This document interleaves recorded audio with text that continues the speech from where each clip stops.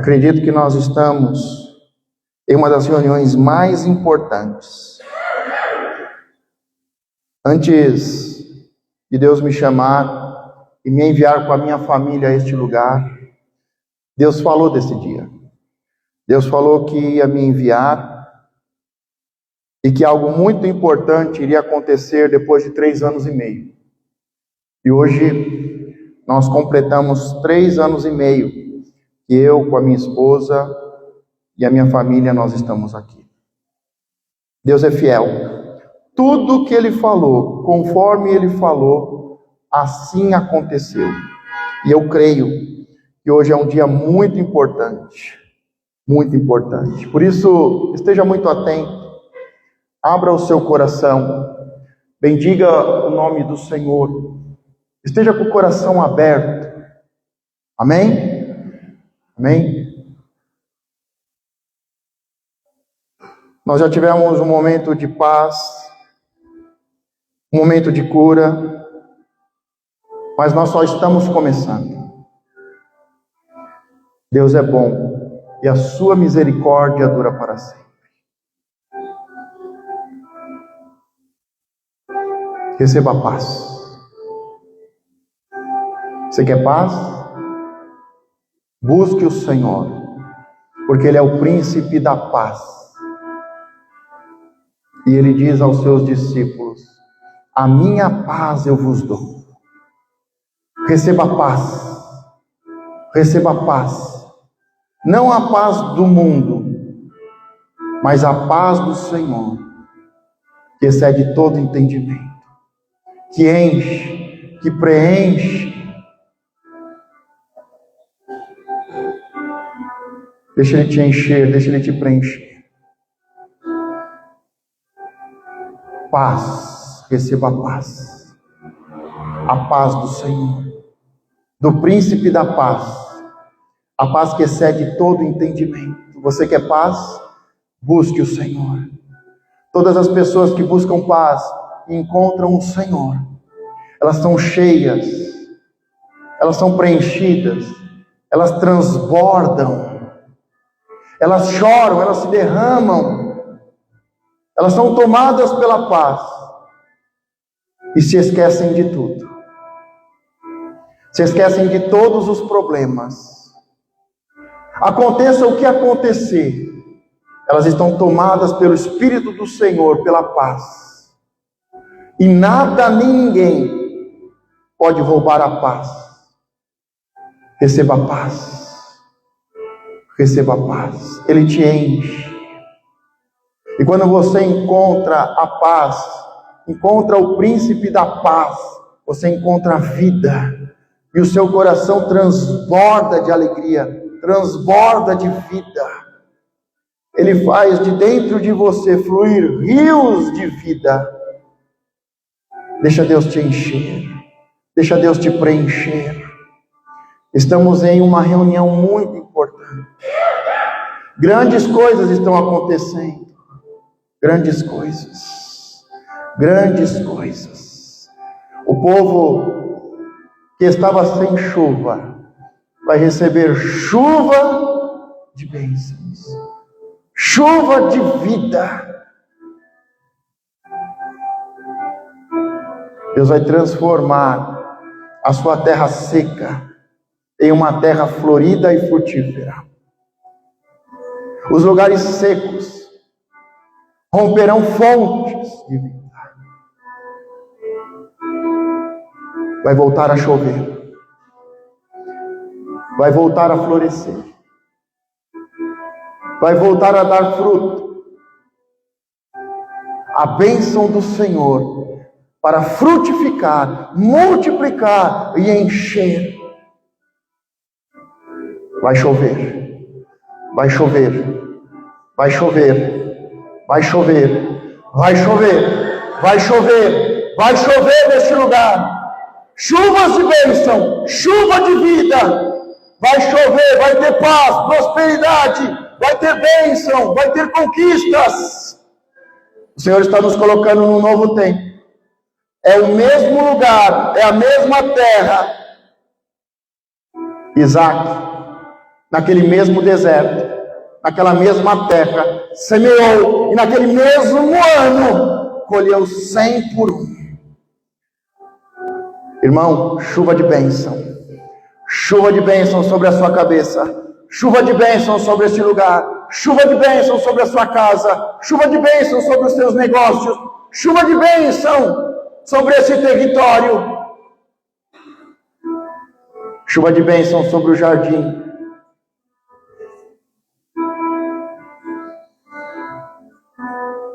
Sobre Santander. Chuva de bênção sobre São Paulo. Chuva de bênção sobre a nossa nação. É um ano de governo. É um ano de governo. Venha o teu reino, Senhor, e seja feita a tua vontade. Venha o teu reino e seja feita a tua vontade, Senhor. Vem, Senhor. Vem, Senhor. Vem, Senhor. E seja feita a tua vontade. Desde já, Senhor, te agradecemos, te bendizemos. Bendito é o Senhor. Fiel é o Senhor para cumprir promessas. Você pode aplaudir o Senhor bem forte? Toda honra e toda glória seja dada ao Senhor. Bendito é o Senhor. Só o Senhor é Deus. Glória, glória, glórias a ti, Senhor. Glória, glórias a ti, Senhor. O tempo da seca acabou. O tempo da miséria acabou. O tempo da morte sobre a nossa nação acabou. O Senhor vem com os seus profetas e seus reis, com um povo eleito, sacerdotes reais, nação santa.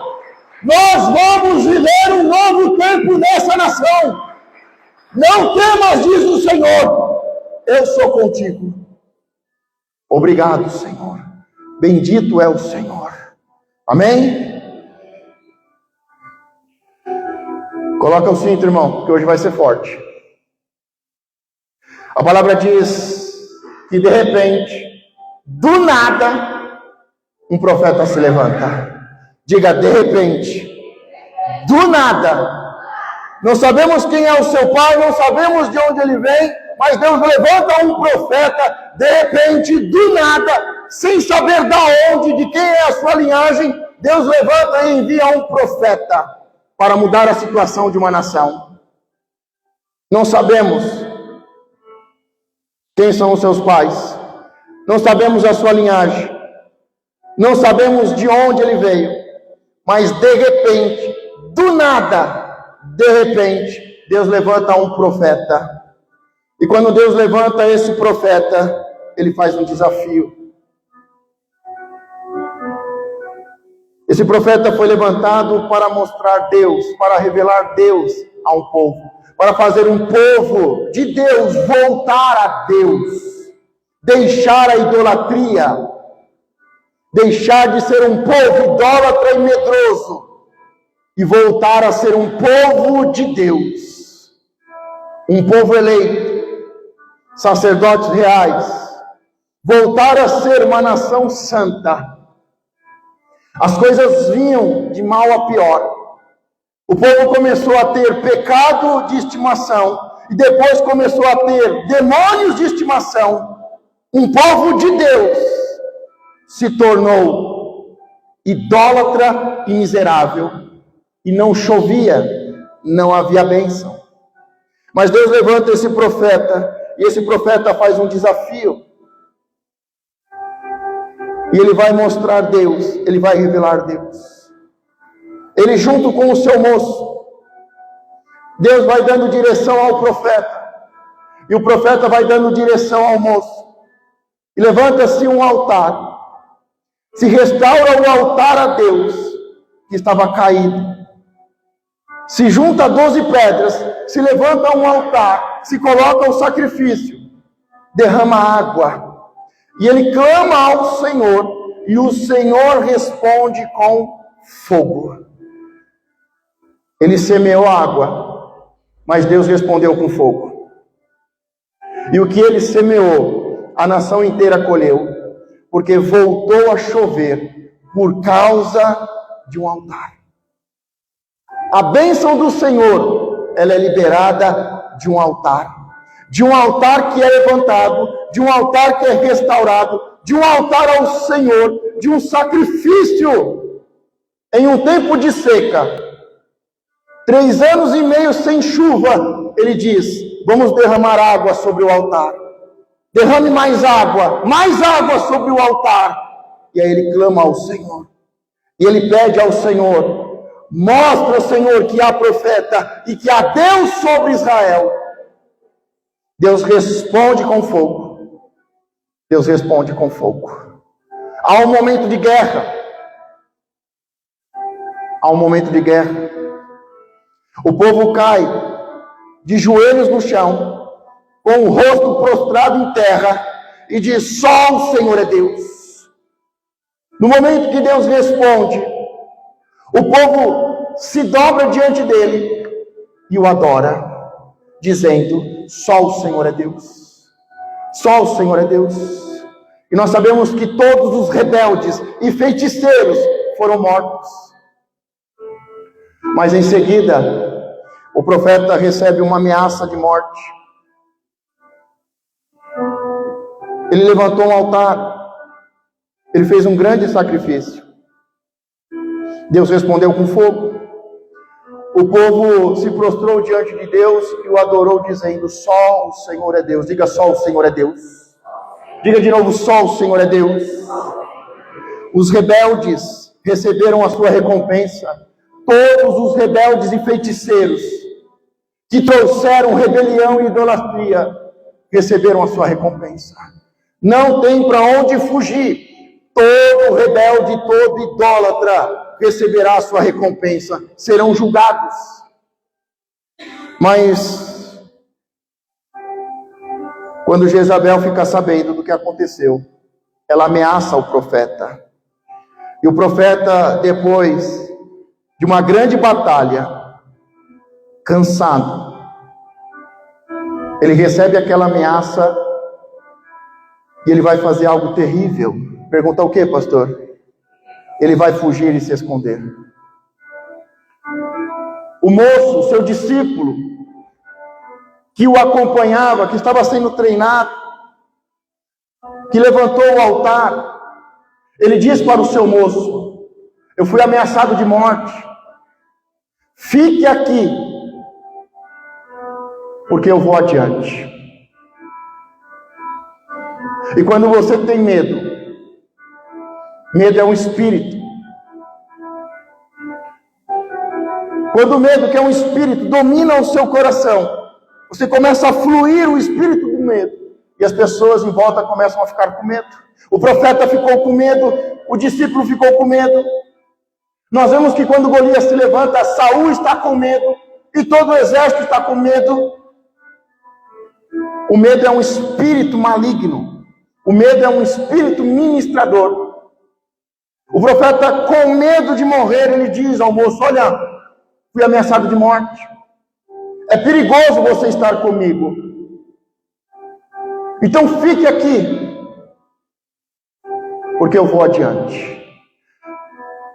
Se você ficar com medo, você vai perder a maior oportunidade da tua vida. Aquele moço, ele ficou ali e ele perdeu a maior oportunidade da vida dele. O medo é um espírito ministrador para roubar o seu destino profético. Fique aqui e não faça nada. Fique aqui, pare de me servir.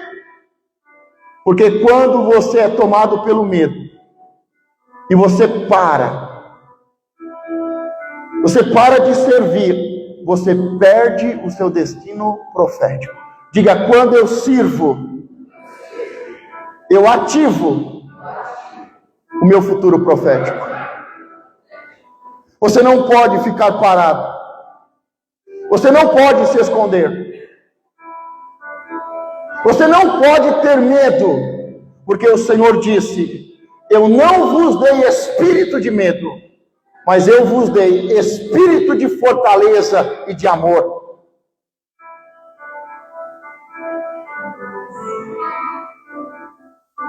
O lugar mais perigoso para você estar, preste atenção, o lugar mais perigoso para você estar é estar próximo do profeta. Você anotou aí? O lugar mais perigoso para você estar é estar perto do profeta. Mas preste atenção, o lugar mais seguro para você estar é estar do lado do profeta. Tem muita gente perto dos profetas. Tem muita gente perto do profeta. Perto do profeta é o lugar mais perigoso para você. O diabo vai te pegar. Jezabel e Acabe vai te pegar.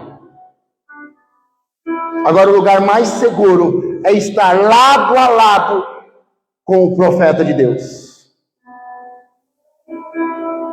Estar perto não é estar junto. Estar perto não é estar servindo. E aquele moço que foi chamado, para estar do lado, servindo, estava próximo e ficou para trás. Você não pode ter medo. Diga em nome de Jesus: espírito do medo, fora. Diga: eu recebo o Espírito do Senhor, que é de fortaleza, que é de amor. Aquele jovem, quando ele ficou, acabou o seu destino profético. Acabou. Ele ficou para trás. Nunca mais vamos ouvir sobre aquele moço que, junto com o profeta Elias, convocou uma nação, levantou um altar, colocaram o sacrifício, derramaram água e Deus respondeu com fogo. Ele serviu no altar que Deus respondeu com fogo, mas por causa de uma ameaça, ele ficou para trás. E o diabo roubou o seu destino profético. O medo vai roubar o seu destino profético. Não temas, diz o Senhor. O profeta, tomado pelo medo, ele avança e ele atravessa o deserto e ele entra em uma caverna. Ele está com medo. Sabe o que o medo faz? Você fugir, se esconder. O medo faz você ficar em uma caverna. Qual é a sua caverna? Aonde você está se escondendo? Tem gente que se esconde na igreja. Tem gente que se esconde. Adão se escondeu atrás de uma árvore. Tem gente que se esconde atrás de uma árvore. Tem gente que se esconde atrás da religiosidade. Tem gente que se esconde no meio do povo. Tem gente que foge, se esconde e vai para bem longe, para o deserto. Entra numa caverna. O profeta, por causa do medo, ele fugiu e se escondeu em uma caverna. Mas quando ele chegou na caverna, Deus falou com ele. Deus chegou na caverna antes. Deus estava na caverna. E Deus falou: o que você veio fazer aqui? O que você está fazendo aqui? Eu não te chamei para fugir e se esconder em uma caverna. Quantas pessoas estão fugindo e estão em um quarto? Estão presos a uma cama. Quantas pessoas fugiram e não conseguem sair da sua caverna, da sua casa, do seu quarto? Mas Deus está dizendo: o que você está fazendo aí? O que você está fazendo aqui? Uma pessoa que está com medo, Deus responde, Deus fala com uma voz suave. Diz que aconteceu muita coisa. Um vento forte, impetuoso. A terra tremeu. As rochas racharam. Houve todo um mover. Passou vento, passou fogo, a terra moveu. Mas a palavra diz, Deus não estava nessas coisas. Porque quando a gente está com medo, a gente precisa ouvir a voz do Senhor. E Ele se manifesta com uma voz suave. O que você está fazendo aqui? Ele ouviu a voz do Senhor. E o Senhor dá uma ordem para ele. Você atravessou o deserto, mas não era para você entrar nesse deserto. Não era para você atravessar o deserto. Muitas pessoas entraram em um deserto sem Deus. Jesus, quando foi batizado, diz que o Espírito o conduziu ao deserto para ser provado e aprovado.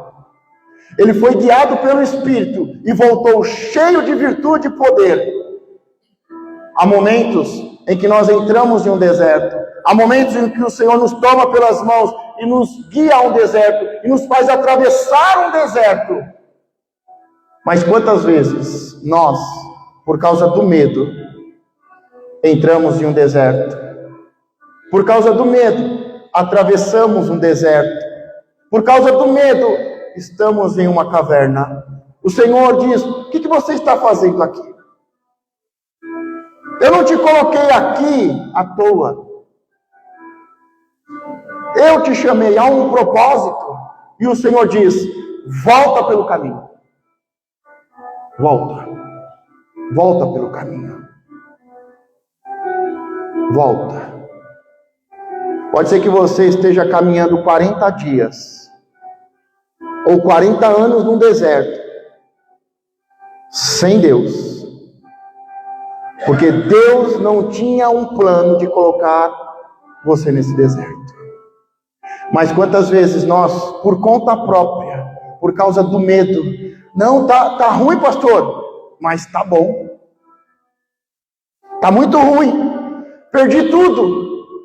Perdi tudo. Mas até que tá bom, viu, pastor? Eu tô melhor agora. Eu tô melhor agora do que antes.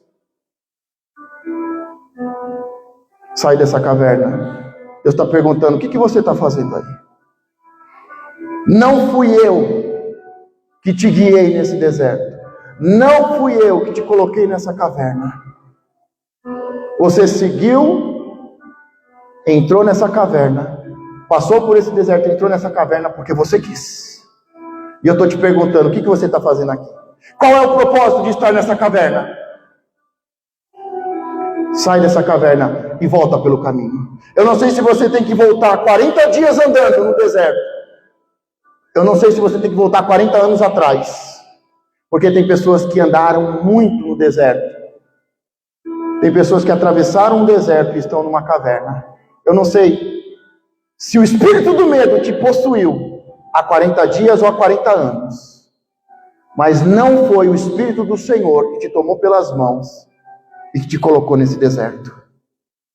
Você precisa ter agora a coragem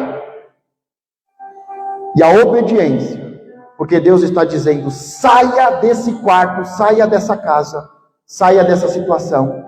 Você andou 40 dias, agora volta os 40 dias. Você está há 40 anos no deserto, agora volta os 40 anos. Porque eu vou continuar a obra que eu tenho na tua vida. Ele volta pelo deserto, porque Deus deu um propósito. Diga, Deus deu um propósito. Deus falou para ele, você vai preparar, você vai instruir, você vai ungir reis. E sabe aquele discípulo? Sabe aquele moço, aquele discípulo que ficou para trás? Por causa do medo, eu vou te dar um discípulo novo. Você vai ungir Eliseu. Deus quer que você saia dessa caverna hoje. Que você volte pelo caminho.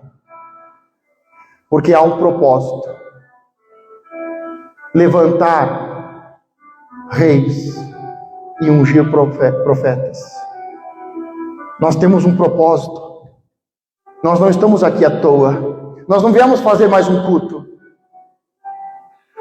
Nós viemos dizer: venha o teu reino e seja feita a tua vontade. Nós estamos aqui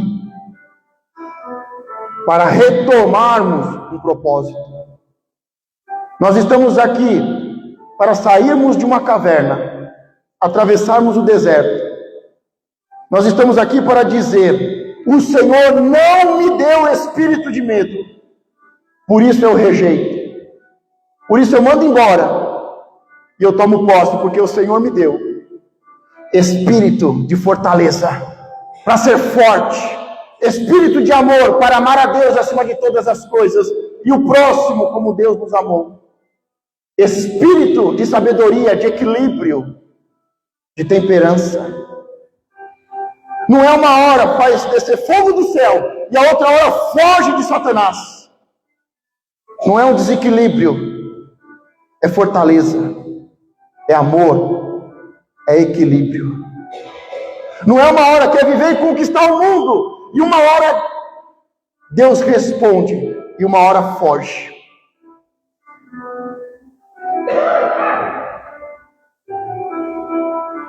Deus marcou esse dia, e Deus falou desse dia há 3 anos e meio atrás. Você precisa se levantar. A vida continua. Eu converso com muitos mendigos, moradores de rua, e todos eles dizem: eu perdi tudo, mas tá bom. A maioria deles que eu converso diz: não, eu quero sair da rua. Não, eu quero voltar como eu era antes e voltar a vencer. Eu quero voltar para minha família, eu quero voltar a trabalhar, eu quero voltar para minha terra. A maioria deles diz: tá bom. Tem algumas pessoas me viram conversando há umas semanas atrás, e ele dizia: eu só estou esperando a morte. Uma pessoa que teve família, que teve casa, que teve emprego, uma pessoa próspera,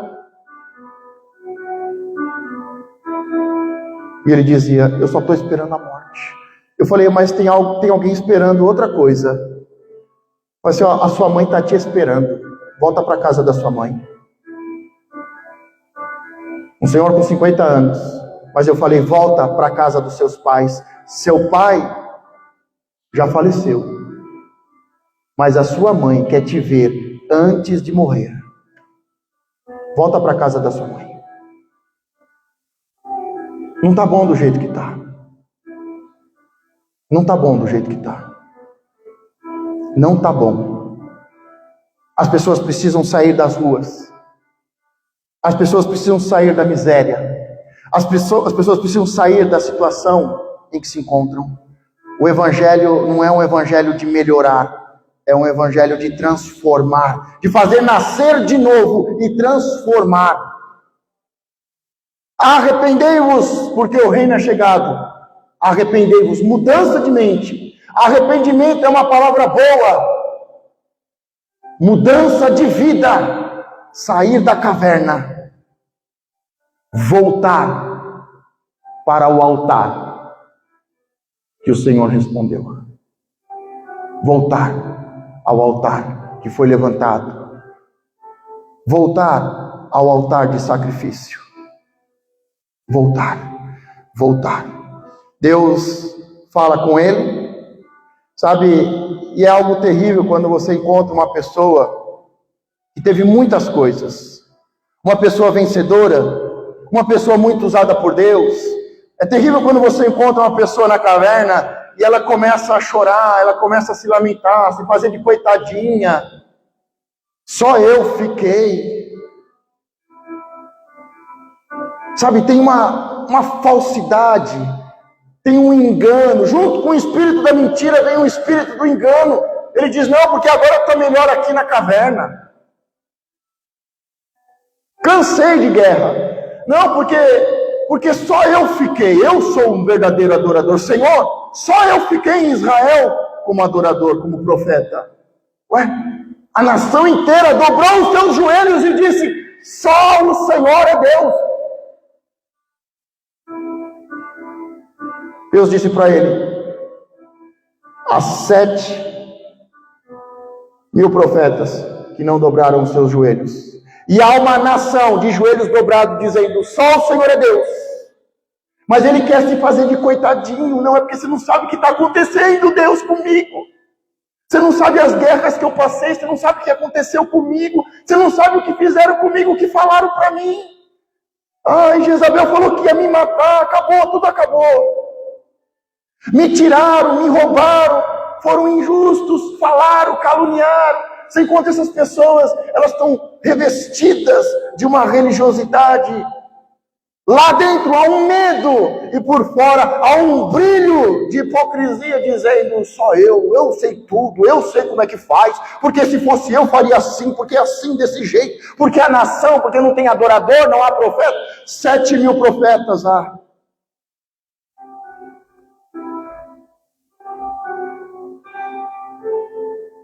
Há muitos profetas nessa nação que não dobraram os seus joelhos para Baal. E nessa nação há um povo de Deus com os joelhos dobrados, dizendo: só o Senhor é Deus. Ele olha para um lado: idolatria, idolatria, idolatria, miséria, idolatria, idolatria, miséria, miséria, seca. Mas ele diz: só o Senhor é Deus. Só o Senhor é Deus. Lá dentro, no seu coração, você precisa tirar esse medo e tirar essa capa de religiosidade e atravessar o deserto de novo. Volte pelo caminho que você tem seguido de deserto, de medo e de miséria. Volte para o altar. O Senhor diz: você vai ungir reis e Eliseu no seu lugar. Deus é um Deus de gerações. Ele começou com Abraão, Isaque e Jacó. Ele começa com Elias e vai continuar com Eliseu. Ele começa com Davi e vai continuar com Salomão. Deus começou uma grande obra na sua vida. E não foi hoje. Mas essa obra, o Senhor é fiel para concluí-la. A palavra diz que aqueles que conheceram o Senhor prossigam em conhecê-lo. O Senhor está te dando paz. O Senhor está enchendo o seu coração de vida. Há um propósito: levantar uma geração de novos líderes, tanto interno quanto externo. Há um propósito de levantar a próxima geração de homens e mulheres de Deus, de profetas. Eu não sei quem eu sou, pastor. Eu não sei o que eu faço. Tudo que vier à sua mão, faz o melhor. E nós temos um propósito: levantar uma geração de sacerdotes reais. Levantar uma geração de profetas. Para essa geração e para a próxima geração. Há um propósito. Eu vim falando, o lugar mais perigoso é estar próximo do profeta. O lugar mais seguro é estar do lado do profeta, servindo a Deus e o profeta. Ele vai chamar Eliseu. Ele ouviu a voz do Senhor e ele fez a coisa mais importante. A coisa mais importante não é ouvir a voz do Senhor, é obedecer. É obedecer. Ele ouviu a voz do Senhor. Deus tratou o medo. Deus tratou a religiosidade. Deus falou com ele e ele ouviu e obedeceu. Ele sai da caverna, volta pelo caminho. Ele encontra Eliseu e ele vai chamar Eliseu. Diga junto comigo, diga comigo. Diga, estar próximo do profeta é muito perigoso. Diga, o lugar mais seguro é estar do lado do profeta. Diga, servir ativa o meu destino profético. Esses dias atrás colocamos um texto sobre Davi. Davi, ele serviu o pai, cuidando das ovelhas. Apesar de ter uma boa aparência, não deu uma de modelinho, não deu uma de modelo. Ele não ficou desfilando. Ele não ficou expondo o seu corpo. Ele serviu o pai, cuidando das ovelhas do pai. Mesmo sendo bonito, tendo uma boa aparência, ele se preocupou em ter um coração que agradava a Deus, não uma aparência. Ele serviu no palácio Saul, cantando para que Saul pudesse dormir à noite. Dormir à noite, irmão, é uma bênção. Ele serviu Saul como pajem de arma, levando as armas. Depois ele serviu como chefe do exército. Depois foi ameaçado de morte, fugiu para o deserto, entrou numa caverna, não para se esconder, mas para levantar valentes. Ele serve a sociedade, tira pessoas da margem. Ele serve a tribo de Judá, como chefe da tribo de Judá. E depois, o destino profético se cumpre. Rei de Israel.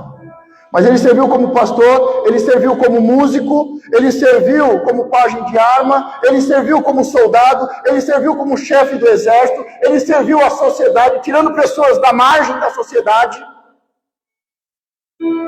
Ele serviu uma tribo como chefe da tribo. O destino profético só se cumpre quando você está servindo. Eu não sei o que eu faço, pastor. O que vier à sua mão, faça. Aproveite as oportunidades. Crie oportunidades. Jesus serviu até os 30 anos como carpinteiro. Mas um dia ele se encontrou com um profeta e o profeta diz: Tu és o Cristo. Tu és o Cordeiro. O Cristo, o Filho do Deus vivo. Tu és o Cordeiro que tira o pecado do mundo. Mas ele serviu por 30 anos como marceneiro. Ele não ficou, o que eu faço? Quem sou eu? O que veio à mão, ele fez com excelência. Quando você serve o seu pai, quando você serve a comunidade, quando você serve a sociedade, quando você está servindo, você está ativando o seu destino profético. Pode ser depois de 7 anos, pode ser depois de 20, pode ser depois de 30, mas quando você serve, você honra o seu pai, a sua mãe, quando você serve a sua família, a sua comunidade, quando você serve as pessoas, o seu destino profético está sendo ativado. A palavra diz que Elias chamou Eliseu, e Elias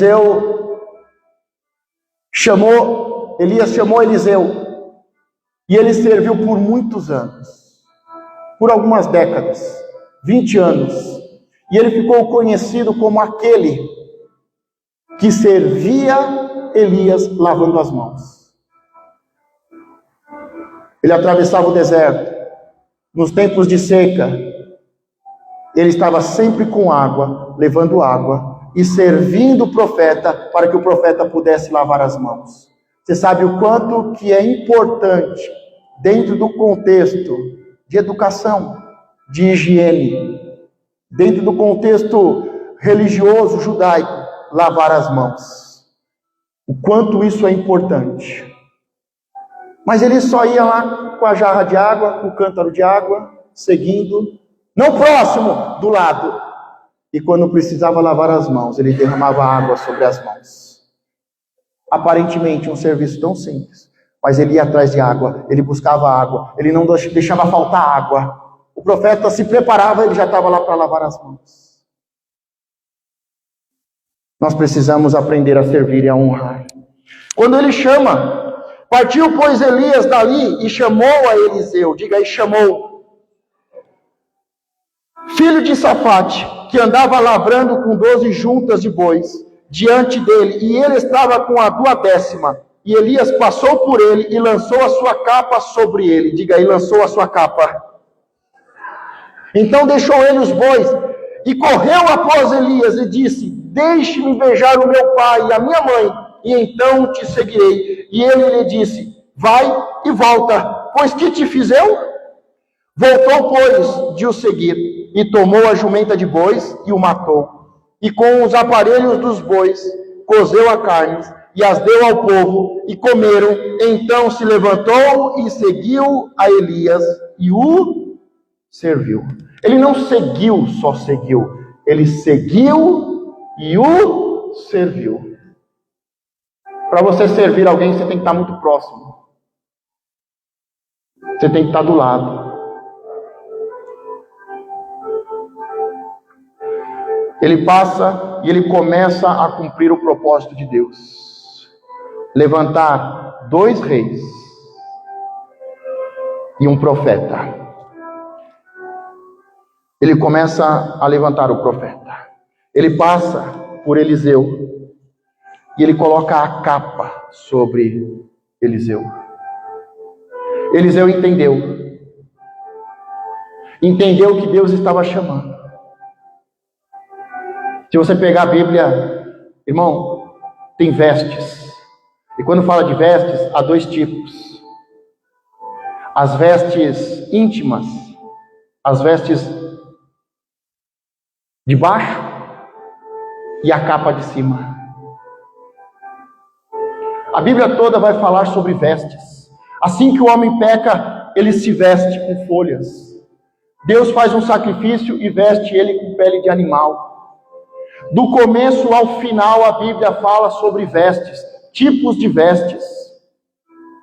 Fala que os mártires estavam debaixo do altar e estavam nus, mas ele deu vestes brancas. Vestes que foram lavadas no sangue. Do começo ao final, a Bíblia fala sobre roupa. Tem igreja que acha, tem crente que diz: não, Deus não fala sobre roupa, sobre tipo de roupa. Deus só fala do começo ao final. Adão e Eva pecaram e estavam com a roupa errada. Deus foi lá e deu a roupa certa. Tem muita gente com a roupa errada. Tem muita gente mal vestido.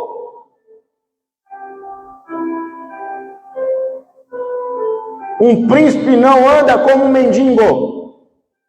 Um príncipe e uma princesa não usa qualquer roupa.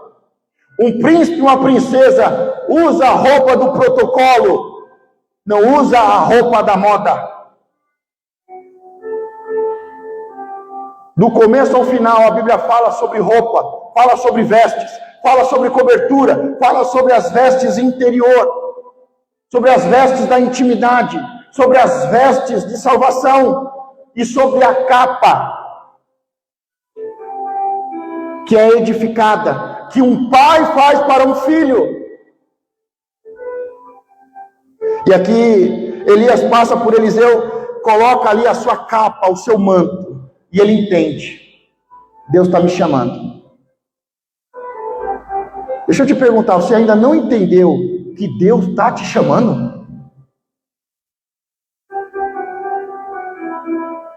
Você ainda não entendeu que Deus está te chamando para algo maior? Que Deus está te chamando e está te dando um propósito? Tem pessoas que Deus coloca uma capa sobre ele, ele, o quê? Para quê? O que está acontecendo? Me chamando? Tem que deixar papai e mamãe? Deixar essa terra, a casa do pai, a parentela? Deus está chamando Abraão, e Abraão está como um menino de 70 anos. Com medo, mas eu tenho que deixar a casa do meu pai? Eu tenho que deixar a minha parentela? Eu tenho que deixar essa terra? Eliseu, quando ele recebe a capa, o profeta não ficou lá: você entendeu, irmãozinho? Entendeu que Deus está te chamando? Você quer vir comigo? Vamos andar junto? Ele só passou a capa, continuou andando. Se você não está entendendo, irmão, acorda. Se você não está entendendo, eu não vou desenhar para você não, irmão.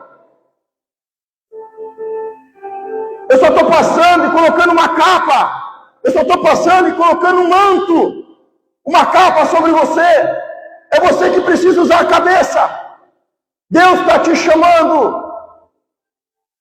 E Eliseu, ele entende. Ele corre até Elias e diz: espera só um instante, porque eu não quero sair da casa do meu pai de qualquer jeito.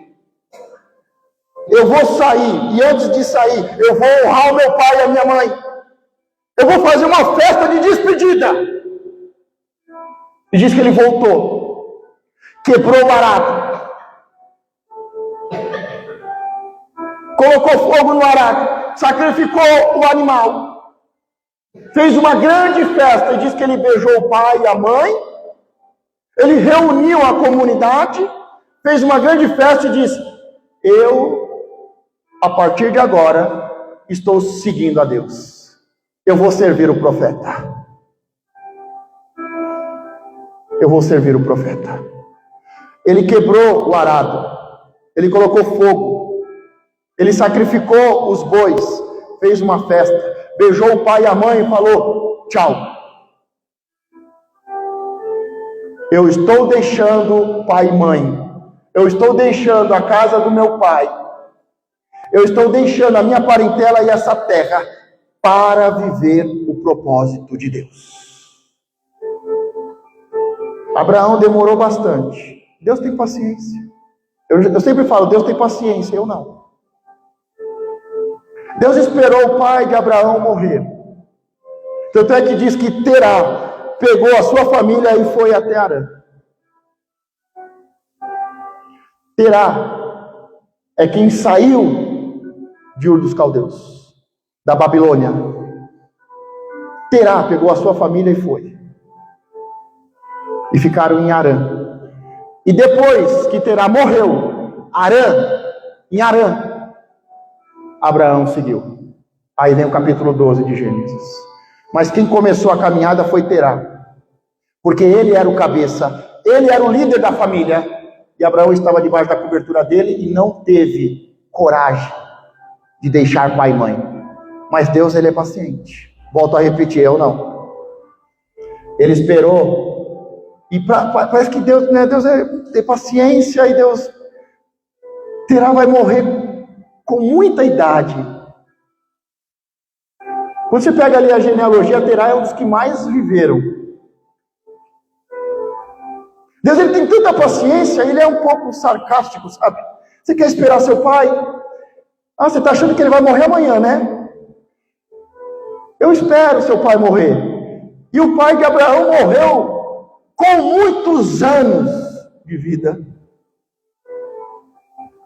Parece que Deus estava: não se preocupa não, Abraão, eu sou o Todo-Poderoso, você vai me conhecer como Todo-Poderoso. Se preocupa não, você quer esperar? Eu espero, eu tenho paciência. Eu sou eterno, eu sou o eterno. Não, é só esperar um pouquinho, Deus, só espera um pouquinho. E aí, Terá é o homem que mais viveu. Parece que Deus ainda faz de propósito. Você não está a fim de viver a minha promessa? Então você vai viver ainda mais tempo ainda na idolatria e na miséria. Você vai viver ainda mais tempo sem alcançar bênçãos. Mas ele esperou, Abraão esperou morrer, tal, morreu, ele foi, Deus. Agora, Eliseu não. Eliseu recebeu a capa, entendeu, correu até o profeta e falou: só me dá um instante, porque eu vou voltar a beijar o meu pai e a minha mãe, eu vou me despedir, e acabou. Sabe por que Pedro voltou para o barco? Porque Pedro não quebrou o barco, porque Pedro não afundou o barco. Tem gente que está na igreja, mas tem o plano B.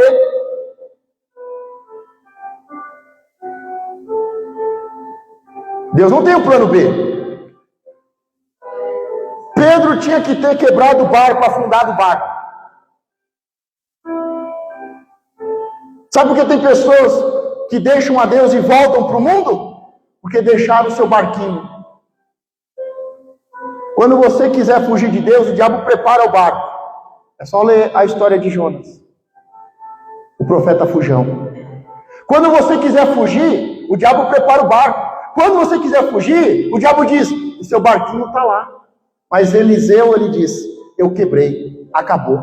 Eu sacrifiquei os meus animais, não tem como voltar atrás. Agora é Deus, só tem um plano, é Deus. No dia bom é Deus, no dia ruim é Deus. Eu vou avançar, eu vou cumprir o propósito de Deus. Qual é o seu plano B?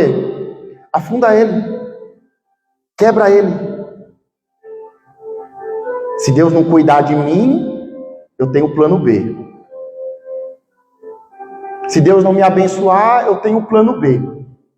E quando o seu plano B dá errado, aí você vem aqui chorar, pedir oração. Pastor, ora por mim, perdi tudo, estou quebrado, minha família arrebentada, filho nas drogas. Seu plano B vai dar errado, irmão. Seu plano B vai dar errado, não tem como dar certo. Seu plano B não vai dar certo. Você pode esperar, mas não vai dar certo. Porque Deus te chamou, Deus te separou. E ele recebe a capa, conversa, ele vai, quebra o arado, sacrifica os animais, faz um grande banquete, se despede, ele deixa pai e mãe, ele deixa a comunidade e ele vai seguir o profeta. E vai lavar, ele vai servir o profeta lavando as mãos.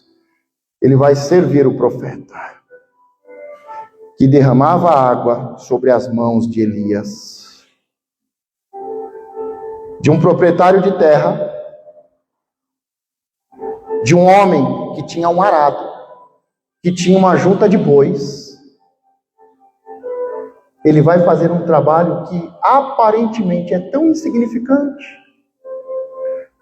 Não, é porque o meu filho vai ser juiz. Amém. Se é isso que o Senhor quer, amém.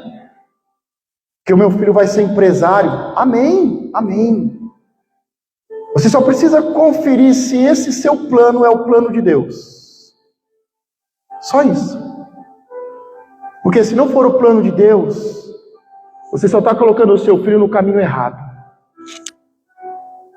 Só isso. Ele vai seguir o profeta. Ele vai começar a caminhar com o profeta, ele vai servir o profeta, e vai chegar um momento muito importante. Passado mais de 20 anos, depois de servir por mais de 20 anos, tem gente que chega assim e fala, pastor, olha, eu vou tentar, vamos testar, vamos ver se Deus me abençoa em 3 meses. Se Deus não me abençoar em 3 meses, esse negócio de crente não é para mim não, eu vou embora. Eu sei que a cara de vocês fica assim, mas é o que mais tem, gente. Pastor, eu vou testar, vamos ver, eu vou começar a ir na igreja, eu vou ver se isso dá certo para mim. Eu vou ver se esse negócio de crente é para mim. Se não for, eu volto, eu vou embora. Eu vou ver se der certo, se Deus me abençoar, se em 3 meses, não sei o que lá. E ele, depois de servir o profeta por mais de 20 anos, e ter feito muitos milagres, ressuscitou pessoas, alimentou os famintos, levantou líderes e tudo mais, fez muitos milagres, prodígios e maravilhas. Chegou a hora de Deus recolher Elias. Elias sabe que Deus vai recolher ele. E ele chega para Eliseu e diz, Eliseu, fica aqui, porque eu vou um pouco mais adiante. Eliseu poderia ter pensado, eu estou 20 anos servindo e nada aconteceu. O profeta está falando para eu ficar aqui. Eu tenho que ficar aqui, eu tenho que obedecer o profeta. O profeta falou, não vem comigo. Fica aqui. Mas ele disse para o profeta, vive a minha alma, vive a tua alma que não te deixarei. Eu fui chamado, e não foi ontem. Há mais de 20 anos, eu fui chamado pelo Senhor para estar com você, lado a lado e te servir. Que história é essa de agora fica aqui? Eu não vou ficar aqui não. Se você vai para lá, eu vou junto. Tem gente que diz, eu só obedeci. Eliseu tinha tudo para dizer, eu só obedeci. Se você não sabe quem você é, se você não sabe que você está para servir, se você não sabe que você tem que estar do lado servindo, você vai ser enganado. Se você não sabe quem você é e o que você tem que fazer, sabe o que vai acontecer? Você vai ser reprovado. Passou mais de 20 anos, mas Eliseu sabia qual era o seu chamado. Estar do lado do profeta, servindo o profeta, lavando as mãos do profeta. Tem pessoas que você dá uma direção, depois de uma semana, esqueci, pastor. Sabe o que é que aconteceu, pastor? Aí você pediu para eu fazer, é verdade, pastor, mas eu esqueci, não consegui, não... Mas você não falou, não pediu ajuda, não... Satanás! Demônio, sai desse corpo! Tem gente que não precisa nem do diabo para se dar mal na vida. Deus dá uma direção. Segunda-feira ele já esqueceu. Faz isso, faz desse jeito. Vamos fazer assim. E você, é verdade. É mesmo, você falou isso, É verdade, eu fiquei de fazer isso, né, pastor? Você mesmo falou que ia fazer, Você mesmo falou, Deus falou com você, você falou, ia fazer, mas até agora nada. Tem gente que, depois de uma semana, já não sabe mais o que está fazendo aqui. Tem gente que está 20 anos como crente e não sabe o que faz. Ele, depois de 20 anos, ele diz, eu estou debaixo de uma palavra. Eu não sei o que está acontecendo, mas eu sou fiel ao meu chamado. Mas o profeta, o discipulador, Elias, que ressuscitou mortos, está dizendo, fica aqui. E ele disse,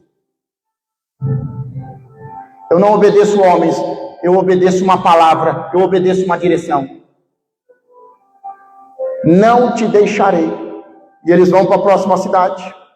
Chega lá na próxima cidade.